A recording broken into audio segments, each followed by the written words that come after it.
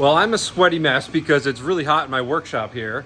But for the first time in probably a year and a half, maybe 2 years, I've got the T-Rex camper fired up. So right now you can see my battery voltages. I'm not sure if that's going to be reversed on camera, but the battery is still healthy inside the bottom of my T-Rex camper. I'll just read off some numbers to you. Total pack voltage is 352 volts, and the temperature of the highest and lowest cell in each module is the highest is 26.5 Celsius and the lowest is 25 Celsius.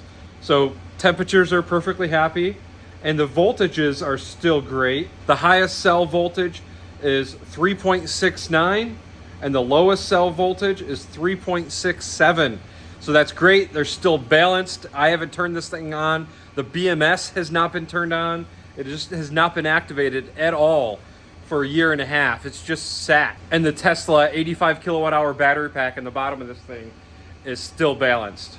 So as you can probably deduce, I have some stuff going on, and pretty soon I'm going to be connecting this to my 2022 Ford Lightning. I would be doing more with this and actually connecting it today, except my garage door is broken. I can't get it open. The spring broke on the top and it's too heavy to lift. So unfortunately I can't be going on a test drive today, but hopefully later this spring, definitely by summer, I will be driving around and doing some testing to see how many miles I can get on a charge with my T-Rex camper and my Ford Lightning. Total combined usable is probably going to be around 200 kilowatt hours. So if I'm going to do 2 miles per kilowatt hour, it's about 400 miles.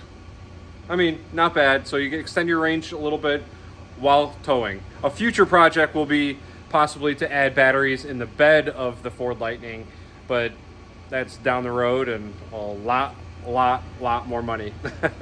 But if you like this kind of stuff, if you want to see more, please feel free to like, share, and subscribe. See you guys.